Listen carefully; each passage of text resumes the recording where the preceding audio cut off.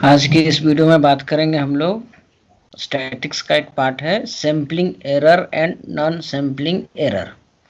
ठीक है, तो पहले हम लोग देखेंगे कि सैम्पलिंग एरर क्या होता है और नॉन सैम्पलिंग एरर क्या होता है।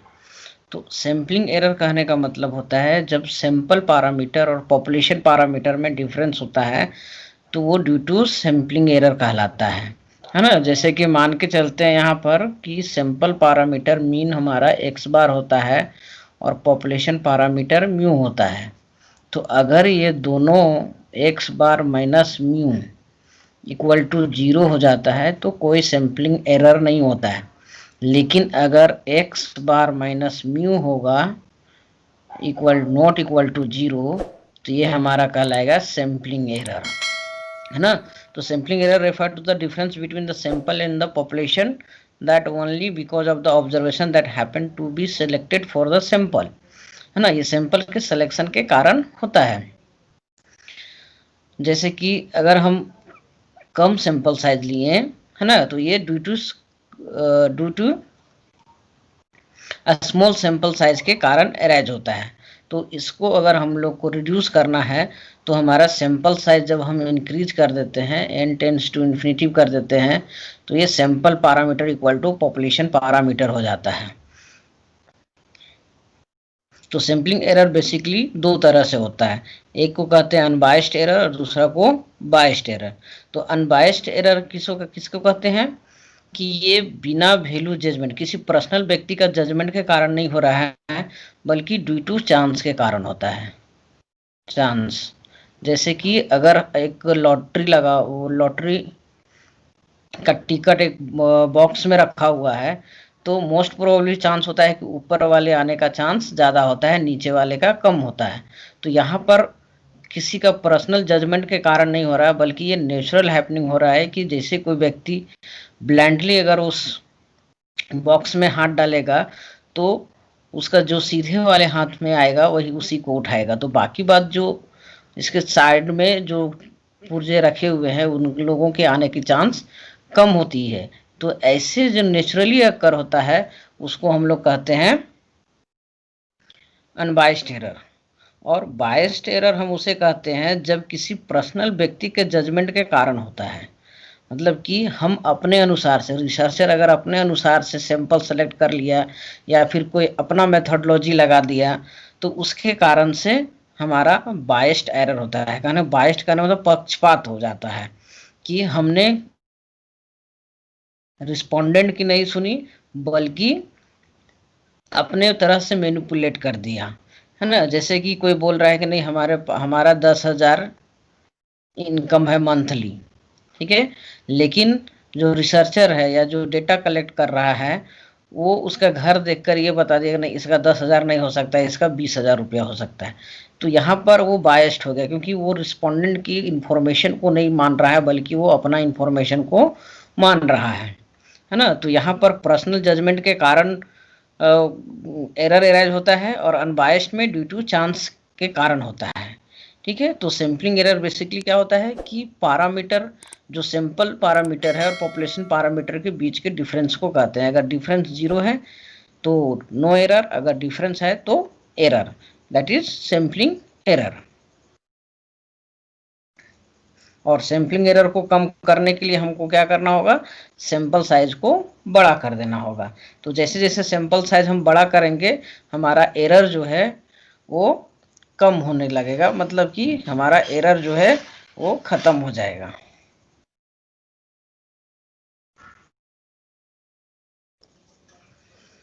दूसरा है नॉन सैम्पलिंग एरर।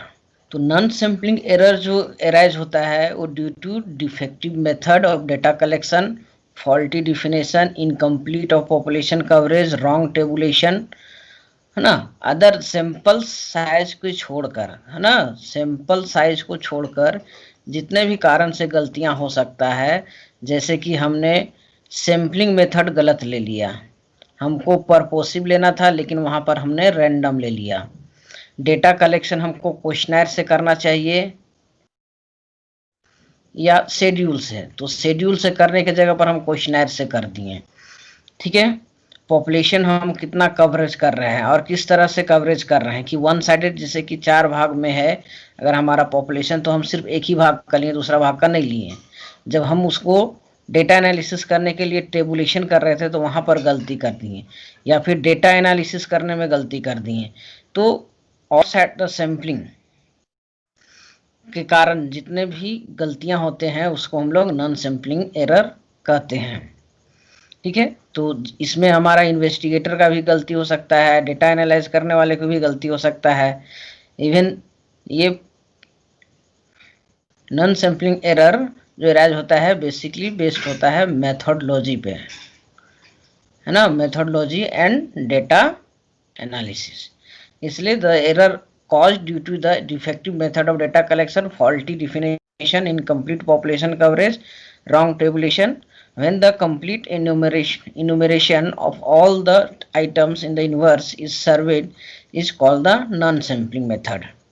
ठीक है, और इसमें क्या होता है कि जैसे जैसे हम सैंपल साइज हम बढ़ाएंगे, इन्फिनिटी करेंगे, तो हमारा एरर जो है ये और इंक्रीज करेगा, क्योंकि बेसिकली ये सैम्पलिंग एरर नहीं है, जो हम कम सैंपल रखने के कारण हमारा एरर एराइज हो रहा है।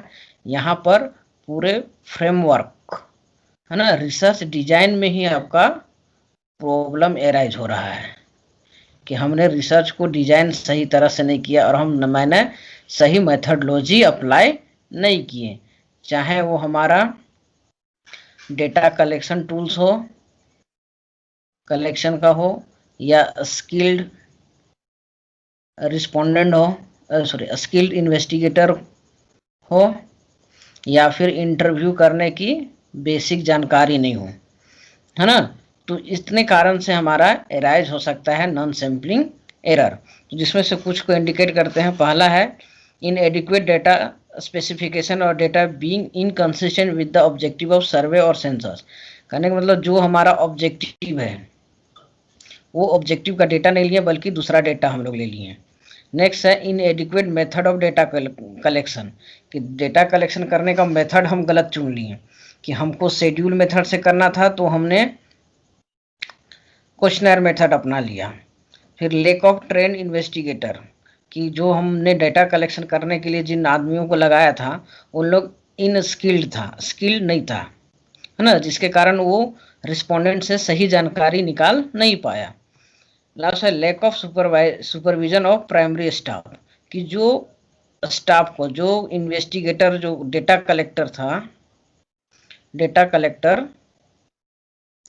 और उसको जो लीड कर रहा था सुपरवाइजर, वो सही तरीका से नहीं कर पाया।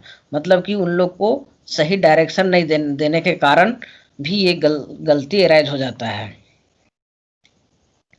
टेबुलेशन के समय में जब हम डेटा कलेक्ट करके लाते हैं तो जब डेटा हम प्रेजेंट करते हैं तो प्रेजेंट करने में ही भी गलती हो सकता है कि हमको किस कॉलम में किसको लेना चाहिए था और किस रो में किसको डालना चाहिए था, इसमें हमारा गलती एराइज हो जाता है।